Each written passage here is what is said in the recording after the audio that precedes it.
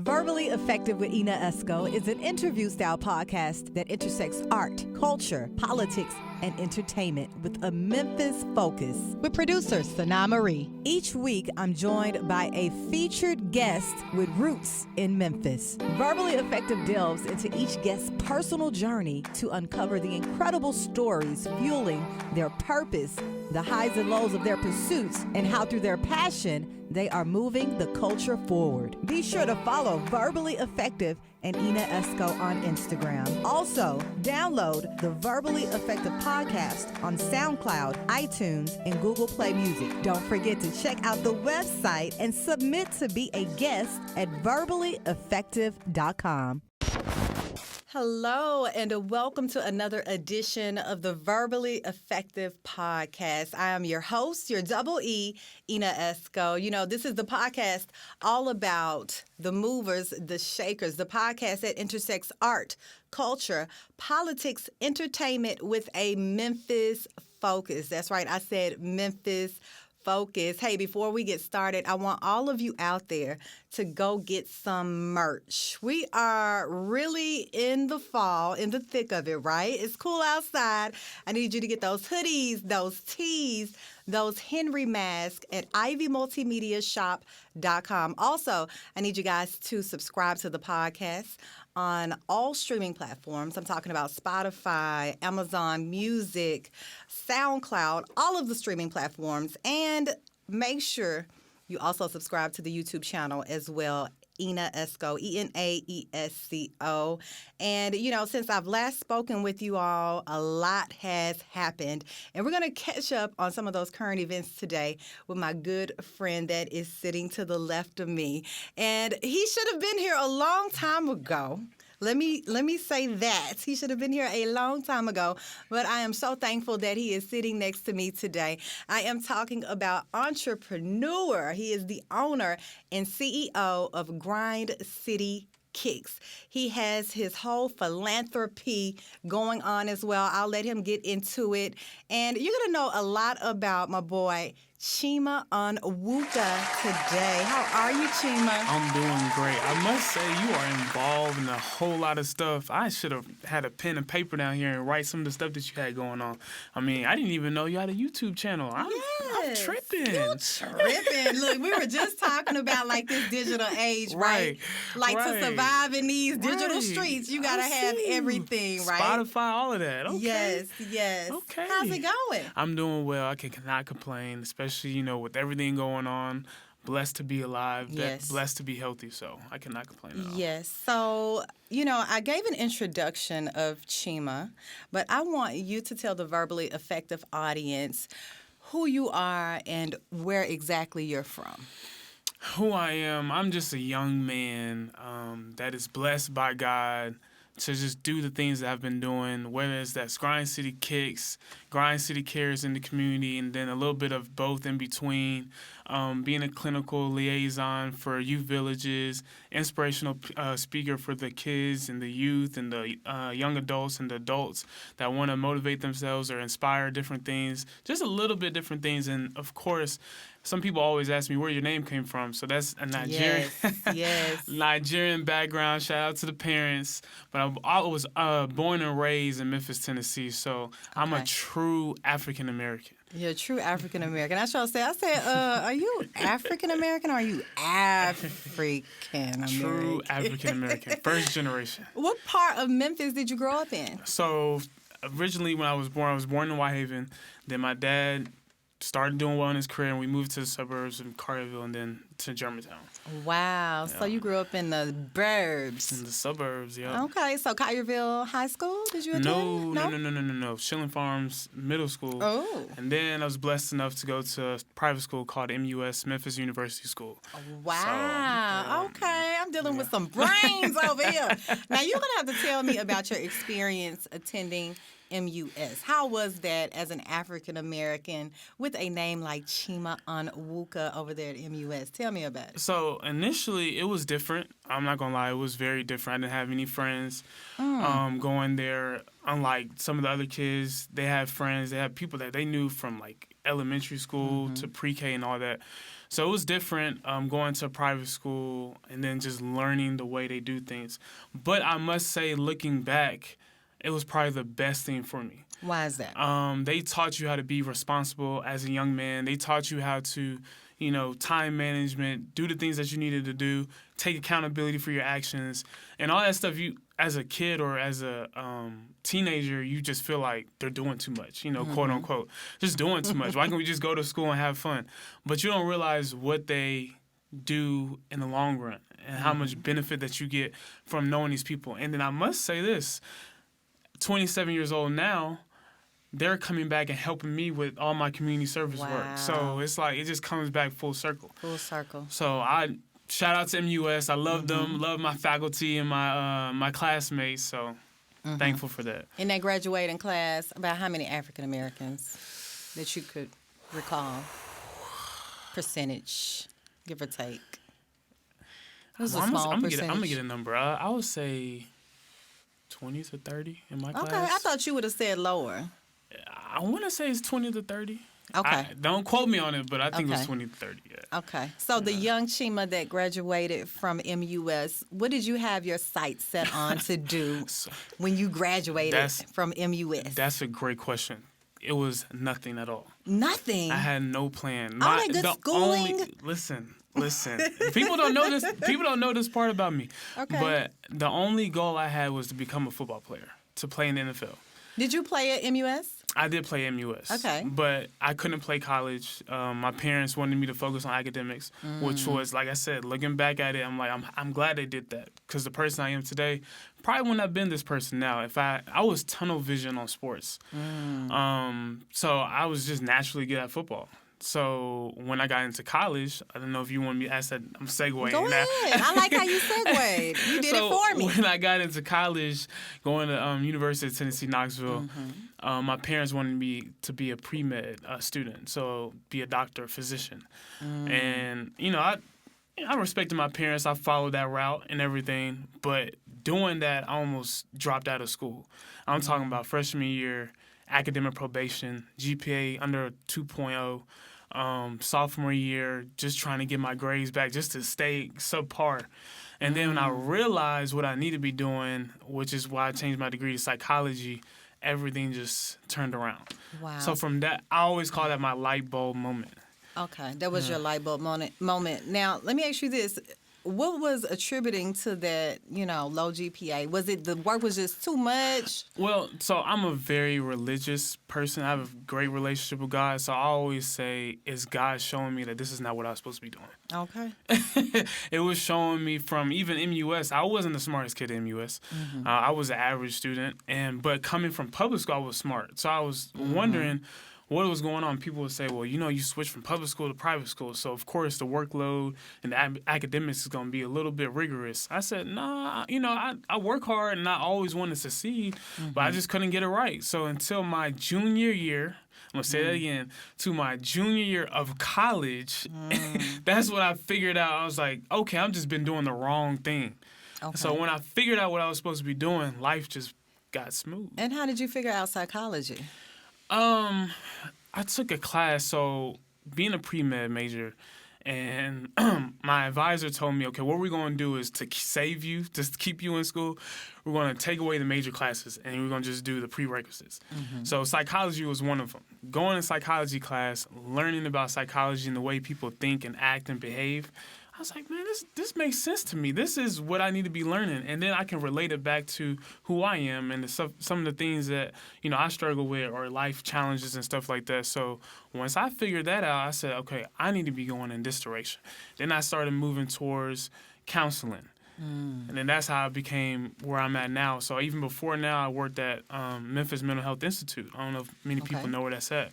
But that's a psychiatric institution here in Memphis. And we work with schizophrenia, bipolar, anger management, alcohol and drug abuse, all different things.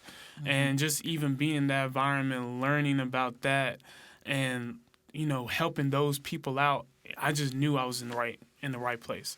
So now I want to further my degree and get a PhD in psychology. And that's what you're working towards now. That's what I'm working towards. So a lot of people, it's crazy. A lot of people don't know I work a 9 to 5. Like I didn't know that until I read your bio. I said, okay. So a lot of people don't realize I work a Monday through Friday, and I'm in school. A lot of people don't know those two things, but I mean, Grind City Kicks is doing this thing. Grind City Cares is doing a great job, but I made a promise to myself that I want to get a PhD in psychology because I really want to go in depth and learn about the human mind and human behavior. Why do we do certain things? Why do we behave certain ways? And what's the reason? What's the background? I mean, it's the whole podcast. We could I do love psychology. I love it. I mean, I have moments in my life, maybe a year ago, where I was like, man, do I really need to keep going to school and get my master's and get a PhD, or do I just need to just focus on being an entrepreneur, full-time entrepreneur? And I said, no, I can't give up because it's more than just the education. It's about the will. If I made a promise to myself to do that, I'm looking at other kids like, okay, if it gets hard, do you give up? No, you go for what you want. You gotta preach. I just stuck with it, and I'm gonna keep sticking with it. And I just want to be diverse. I want to go in every environment, every meeting, every conference, and nobody can tell me, oh, you don't belong here. I got a PhD. I own a business. I started a nonprofit. I'm an inspirational speaker. I mean, the whole nine. Yeah, they can't take it from you, right? They cannot take it from you. So, before we get into Grind City Kicks, I want you to tell me, what did your parents say when you changed your major? That's what I want to know. When you changed from pre-med to psychology. At that point, my sophomore year, junior year, they were like, do whatever you can to stay in school at that point.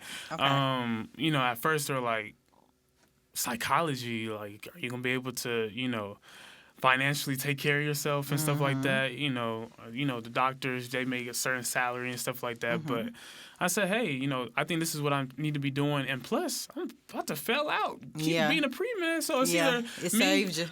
Either switch my major or go work somewhere, go back home and work at the nearest grocery store. I don't know. Gotcha. So, yeah. Wow. Okay. So you're pursuing this PhD in psychology, and it's very interesting to me because so much has changed in such a short amount of time with people and how we deal with things. So I know in your particular line of work, you see a lot of things, right? Because currently, you're a clinician over there at Youth Villages, correct? I am. And tell me about that role that you have now.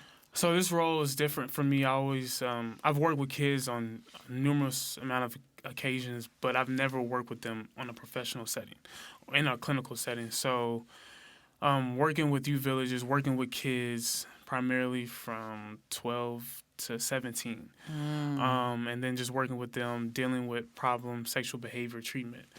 Just learning that side of things. And, I'm not trying to get to the specifics of it, but that some of these kids, I'll go into a little bit, but as a parent, right?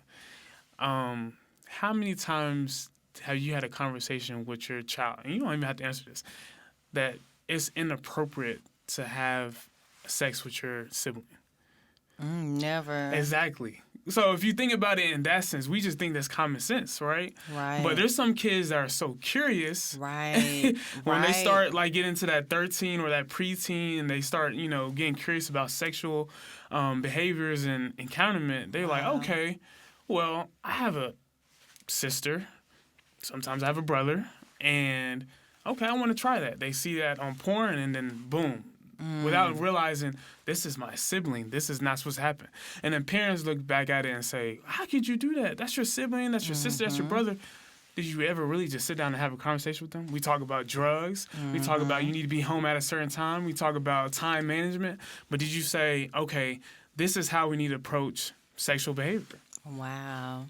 So Now, that's very it can get interesting. deep over there. I don't know if you want to go too much into that. But you know what? I have a friend that works there, and she was somewhat in a similar role that you have, and she's told me so many stories that were unbelievable that you never think about. You never think about it. You never think about it. Now, do those kids respect you? They do. I think it has something to do with me being younger, me being able to relate, talk to them respectable. I'm not saying anybody doesn't, but just they do respect me. Very likable on that campus. Okay. Mr. Chima this, Mr. Chima that. Was the basketball coach last year, so there's a lot of kids that like basketball. Apparently, and I know this. Basketball can bring relationships. Oh, definitely. To a lot of people. So relatable, right? Yeah. So no, but I have truly learned from being at U Villages. And then even learning. One day I want to be a parent. So even learning the things that I need to be aware of and what kids. I mean, we talk about siblings, pets too. I mean, they're just curious. I mean, we know kids are curious. Curious. So their mind is all over the place, and they just want to try new things without realizing, okay, this is not, what you should be doing. And they have access to do. so much. Like you mentioned, the porn. They have access to everything on their phones. Kids are getting phones at a younger age now. Oh, that's why I got a cap on that. No, my 8-year-old wants one now, and I'm like, no, you're not. Kids are getting phones at a younger iPads. And we just talked earlier, kids are getting laptops. They're not even practicing cursive no more. They're typing. No more cursive. Everything They're typing. You have to know how to type. It's a digital world, so definitely that. We have to be aware of what kids are doing. Yes, we do. And I want to say this because I talked about this with my fiance too, but just as parents, we can't be afraid to have certain conversations. I agree. You can't be scared. Especially these days. You can't be scared. Especially. And it may feel uncomfortable, but you got to do it. I'm going through it right now, ladies and gentlemen, with my 16-year-old and my 8-year-old because he's watching everything that 16-year-old doing. Oh, yeah. Oh, they hip now. They nosy. They are nosy. Okay, Chima. So before we segue into the whole Grind City Kicks world, I do want to mention to the Verbally Effective audience that you guys need to hit that subscribe button right now on the Ina Esco YouTube channel and also subscribe to the Verbally Effective podcast on all streaming platforms. Okay, Chima Onwuka, let's talk about Grind City Kicks. How did this all come together? So it first started, a lot of people don't know this, but it first started with another gentleman. He had the idea, and he brought it up to me. And at first, I denied it. I was like, man, we're in the city of Memphis. Everybody sells shoes. I'm not trying to do that. There's just too much of that going on. And that's not what I wanted to do. And then I thought about it, went to this event where this guy was talking, and he was talking about entrepreneurship and doing something that you believe in and something that relates to you. And then I said, okay, maybe I can take this opportunity and turn it around a little bit. So then we had a conversation. I said, okay, if we're going to do this, I don't want to just sell shoes like everybody else. I want to get the community aspect and the philanthropy aspect of it. And I brought that to him. We had a meeting, and then boom, it happened. That's how GCK happened. GCK also Grind City Kicks, if people don't know. That's how that happened, and then we went from a year to almost a year and a half, and then he decided to move a different direction. And I had to sit and have a conversation with myself and my brother and a couple of different other people. I'm like, do I really want to buy this company? Because he gave me two options. He gave me an ultimatum. He said, either you're going to follow me and move into retro clothing, or you have to buy me out and run this company on your own. And it took some days to think about it, and I said, okay, we're really doing some things outside of just business stuff, just things in the community. I said, no, I'm not just gonna leave this alone. I think this is what I'm supposed to be doing. So I bought him out, and ever since then, it's just been amazing. Amazing.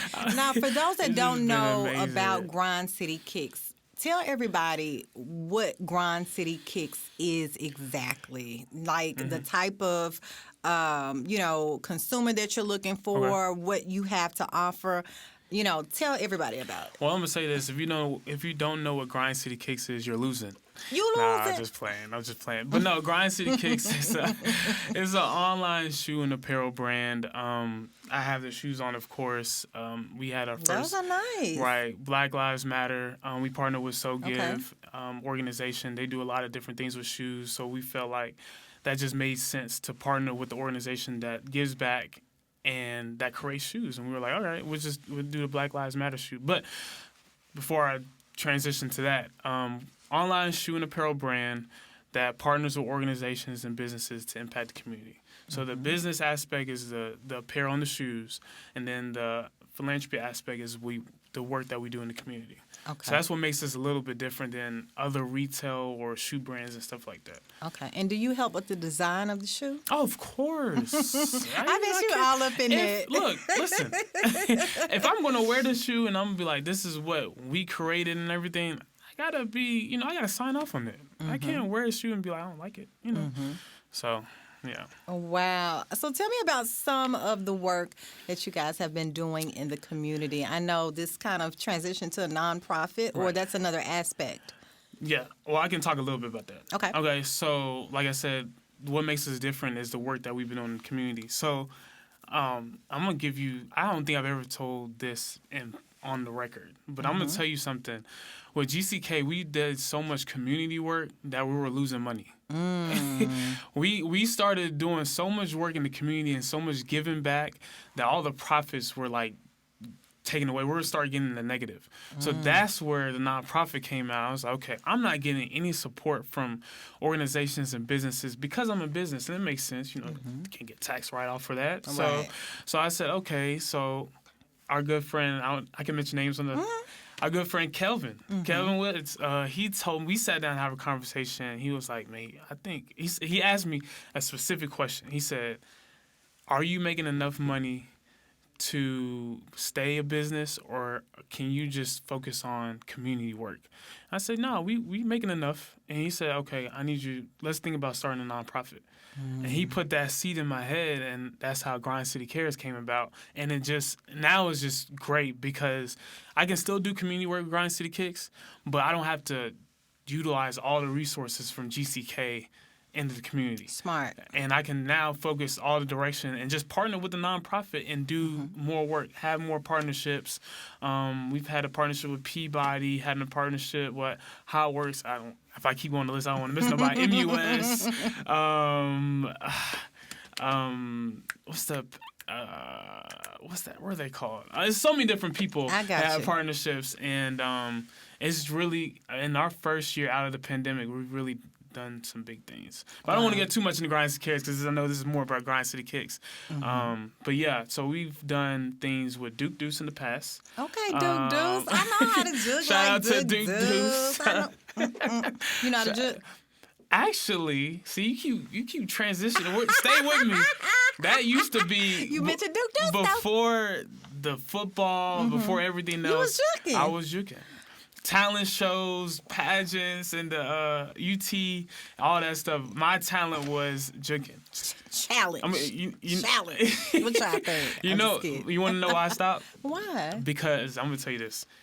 It wasn't cute to sweat. Oh, okay, So pretty I boy. was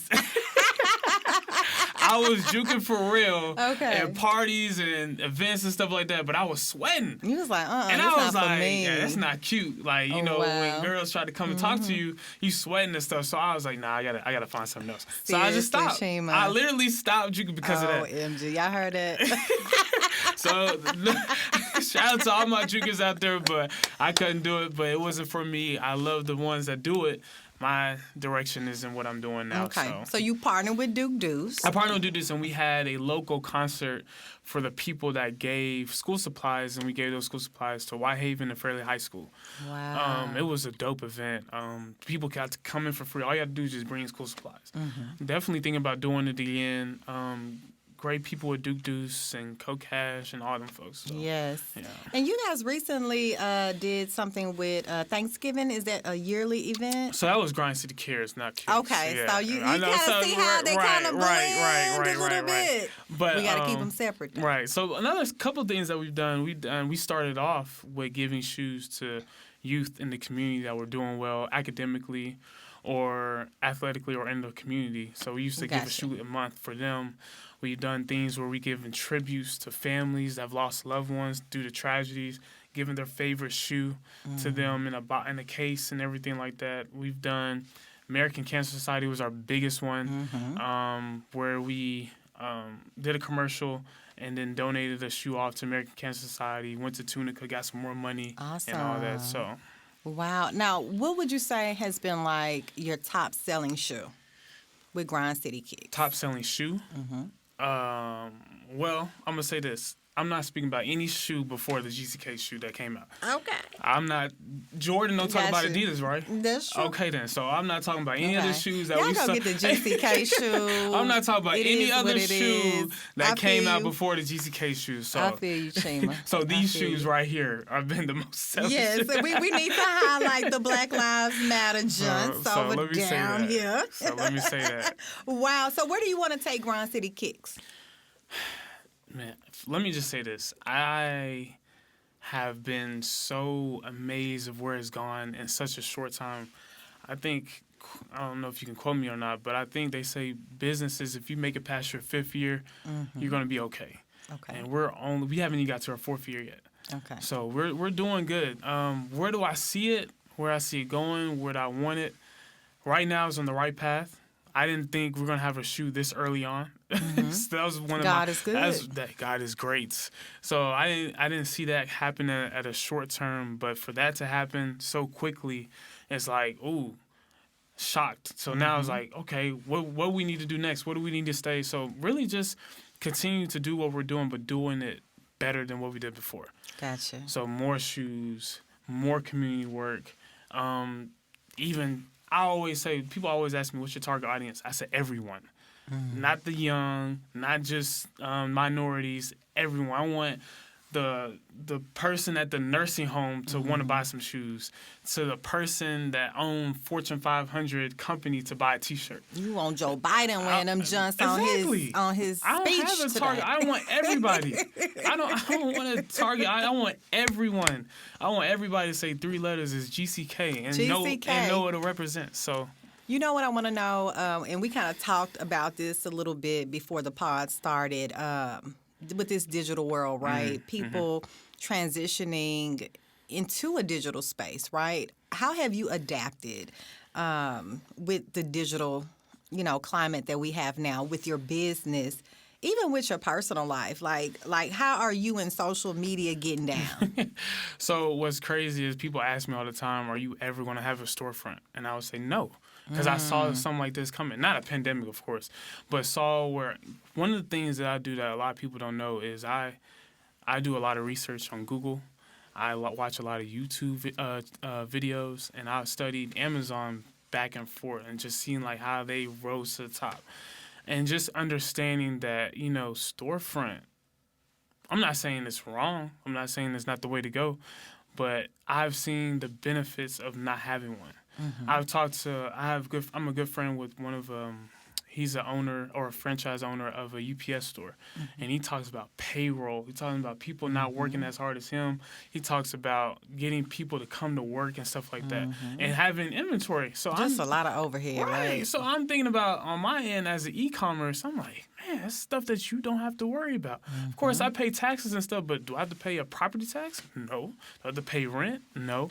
And I'm still using social media. So that goes back to your question. Social media, now, what people don't know about me is I don't like to stay on social media 24/7. And I commend, I'm saying it on the record for the camera, I commend every person that does social media for their line of work, because that thing is no joke. It's a 24/7 grind. But so talking about like the challenges and stuff, being on social media more, still being in the streets, putting the boots to the streets and talking and verbally engaging with your audience and the people that just know about you just a little bit and just telling them more. Because, when they could put a face, when e-commerce, so there's always two differences. So when you don't have a storefront, they don't know who's behind the brand. So I have to take every opportunity, whether it's a conference, whether if it's a lecture series, whatever, I have to show myself because I represent the brand. Right. So if I represent the brand, I got to make sure I'm out there engaging with the community. Right, and you're out there, and you're an inspirational speaker as well. I'm trying. I know you enjoy talking with the kids, right? I do. Would you like to do more inspirational, motivational engagements? I'm okay where I'm at. People ask me that all the time. They're like, I turned down my. There was a contract. I'm not gonna say the company. They wanted to pay me as a speaker full time, and I was like, no, I don't want to do that because I don't want to take away from what I'm doing outside of that, and put my, all of my time into that. I like speaking on my own terms, and I like being able to speak to a certain population, speak to a certain school, conference, and all that. But the way they wanted to pay me is wherever they have opportunity, I go. So it's cool to speak to FedEx, but can I speak to the younger kids in Orange Mountain? Okay. Probably not. So, Okay. so I like to being able to control that aspect of it. So when you ask me, do I want more? I think I'm good where how many I get now. You good. Wow. Well, you know what? I have learned so much about you today, Chima. Very smart, very ambitious, and very spiritual. And I want to tell you congratulations as well on the engagement. Oh, yeah. We bring that to the podcast. Yeah. Okay. Yes. So you've mentioned fiance quite a few times, so I want to tell you congratulations. And this is my last question to you, Chima. What does Memphis mean to you? Verbally effective is all about Memphis, Memphians grinding it out, doing your thing. What does Memphis mean to you? Well, I mean, it means a lot because I'm going to tell you this. When I was in Knoxville in college, I didn't know all of this was going to happen. Only thing I knew is I was going to become some type of clinical counselor and everything like that, therapist. Got back to Memphis, worked my butt off, 80 hours a week at my old job, no sleep, no break, nothing like that. And then Grind City, both cares and kicks, comes from the terminology of Memphis. So that wouldn't even happen if I wasn't. And then I'm going to tell you what's the reason why I'm a big advocate for Memphis. And people, I always want to clear the record, you can go out, you can venture, go to new cities, learn, grasp whatever you need to grasp, but come back to the city and make it better. Because we're going to Atlanta, we're going to Nashville, we're going to D.C., Dallas, and Houston, and making those cities better, talented individuals that are from Memphis, and not making our own city better. So what I would say to this is that Memphis has given me the opportunity to do some of the things I've done, or if not all the things. I talked about MUS, coming back full circle. They've been able to partner with me and doing this Thanksgiving drive that we had with MAM and giving back to 100 families. Would that have been possible? Who knows? Who knows that me going to MUS is like a behind-the-scenes, closed-door benefit that I don't know. Oh, he went to MUS. Oh, get him. Or he knows this faculty member back from who knows when I went to elementary school. Oh, yeah. Oh, I can quote and cite. Oh, yeah. This street over here, that street over there, that community organization. Could I have done that in Atlanta? Maybe. Who knows? I don't know. But it says a lot when you have a story. Like, okay, you were raised in this city. You can tell about this city. You can say what happened in this city. You can quote about it. And then being able to be on the camera or the front runner and be like, yeah, I remember when this happened, and I remember what it did for me. It's been so many people that have been in my life, whether that's teachers, family members, or whoever, and I came back from college and they were like, man, I'm so proud of you. I remember when you were in school. I remember when you were playing around and you were just one happy kid, but now to see you doing so many different things and talking about Memphis, because I know sometimes it's hard to talk about. Yeah, sometimes a lot Memphis, going on in Memphis. It's just a lot going on. Dolphin? Yeah. I mean, I don't even know if you want to talk about that, but there's just so many things that happen that you make like, come on, Memphis. Like, come on. In your own city. How did you feel for Memphis when Dolph passed last week? I don't even know the word for it, but my thing is for somebody to be who he was, not just as an artist, but as a community leader. Right, and you're all about the community as well. That's why I respected him so much. For that to happen in the city of Memphis, in the area where he grew up in. Yeah. That doesn't make any sense. Yeah, we got to turn that around, Chima. We got to. We got to do something different. I mean, crime, violence, poverty, education. Those are some of the few things that, if if I live to be 60, 80, 90 years old, I want to say, okay, I impacted those things in the way where it can move in a positive direction for this city. Definitely. Even if it's just one school, one family, one child at a time. Well, I think that you are well on your way, Chima. I'm trying. And you heard what Chima said. Keep your talents in the city of Memphis. We need you. We're trying to build this great metropolitan, right? And it's coming up. And it's really here, and it's thriving. It's just growing, right? It is. And we need... I don't know if people know what's going on in the city. It's a lot going on. Mud Island's about to do some things. Yes, yes. Downtown, my dad talks about, I always say this on record, my dad always talks about what downtown used to be. It used to be a ghost town. That's what I heard. That's what I heard. It used to be a ghost town. Yeah. And look where it's at now. And they remember. So many things is happening. I think the Orange Mound Community Center is about to change. Definitely. It's a lot going on. It's a lot going Come on. now. Like we're in the thick of it right now. But we want everybody to know about the great things that are going on in the city. And that's one of the reasons why I do this podcast, because I want people like you to come and talk about your journey, talk about your triumphs, your challenges, and it may be something that you to say today that'll make, spark. somebody. Yes, spark, spark. Yes. But Chima, I want you to let everybody know how everyone can get a Black Lives Matter shoe. And how can they follow you on social media as well? Okay, so you can get this dope shoe, Black Lives Matter, of course, of what's going on today. We need to keep the conversation going. www.grindcitykicks.com. Social media, make it easy for everybody. It's Grind City Kicks, Instagram, Twitter, Facebook, LinkedIn. My personal account, Chima Onwuka. I have to spell it out for you because I know a lot of y'all don't know how to spell it. Chima, last name Onwuka. You can follow me on everything. And I follow back. I don't do that now. I'm going to say this, and I'm going to say it on the record. I'm going to say it on the record. If you got some stuff on your page that is not positive, I'm not going to be specific of what that is. I'm not following you back. And I'm going to say that on the record. I'm going to say that on the record to motivate people to clean up your social media because people are looking. What you say is the day and age of the digital world. Definitely. Your social media is your resume. That is your resume. That is your resume. So, and pretty soon, all these companies going to be online. It ain't going to be no more brick and mortar. I don't and see the brick and mortars have an online space. That's true. Don't sleep on it now. That's true. That's true. Wow.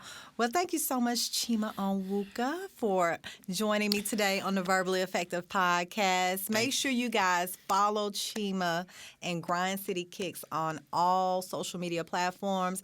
Also, check out the website. Support the brand. This young man is doing amazing things. Thank you guys for joining me yet again for another episode of the Verbally Effective Podcast.